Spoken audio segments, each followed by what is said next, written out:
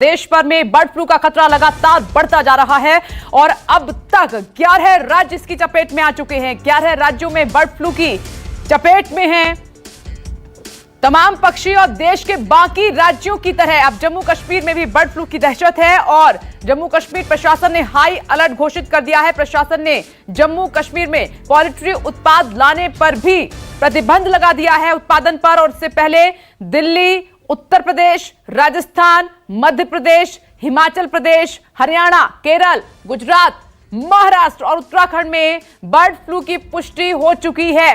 ये 11 राज्य हैं जहां पर सैंपल लैब भेजे गए थे और वहां बर्ड फ्लू की पुष्टि हो चुकी है। देखिए, कोरोना के बाद अब बर्ड फ्लू को लेकर लोग चिंतित हैं, लेकिन इन सब के बीच अच्छी बात यह है कि केंद्र सरकार लगातार नजर बनाए हुए है। जिन जिन राज्यों में बर्ड फ्लू की पुष्टि हुई है वहां के प्रशासन से बात करते हुए निर्देश दे दिए गए हैं और अलर्ट जारी कर दिया गया है।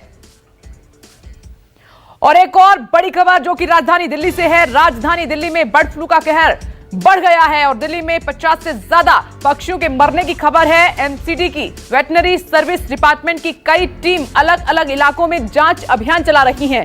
चिकन की तमाम दुकानों को बंद कर दिया गया है। ये राजधानी दिल्ली से बड़ा अपडेट है कि संख्या पक्षियों की 50 हो गई है और अब प्रशासन और ज्यादा अलर्ट है।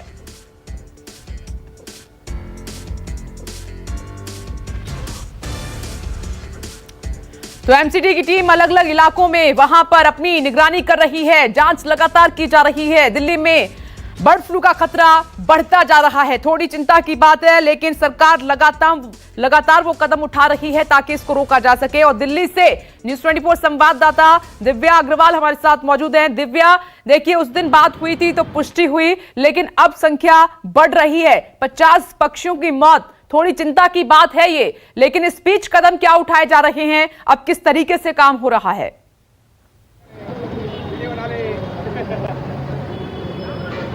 देखिए, बर्ड फ्लू को लेकर अवेयरनेस और मॉनिटरिंग, इन दो चीज़ों की सबसे ज़्यादा ज़रूरत है, जो कि हमें देखने को भी मिल रही है। हम जब सुबह टैगोर गार्डन एक्सटेंशन पहुंचे थे, यहाँ पर भी एक बड़ी मुर्गा मंडी है और यहाँ पर हमने देखा कि साउथ दिल्ली म्यूनिसिपल कॉरपोरेशन की वेटरनरी टीम जो है वो जांच कर रही थी कि किसी तरह की कोई शॉप तो जो है नहीं खुली है, क्योंकि एमसीडी और दिल्ली सरकार की तरफ से साफ तौर पर यह हिदायत है कि जो शॉप्स हैं जहाँ पर चिकन बिकता है वो तमाम शॉप्स बंद रहेंगी। आप देख सकते हैं कि ये तमाम शॉप्स जो हैं वो बंद है। लगातार एसडीएमसी की टीम भी निगरानी कर रही है और बीच बीच में जो दिल्ली पुलिस है वो भी ये निगरानी कर रही है दिल्ली सरकार के आदेशानुसार कि जो चिकन है वो नहीं बिकना चाहिए। फिश और मटन पर अभी पाबंदी नहीं लगाई गई है।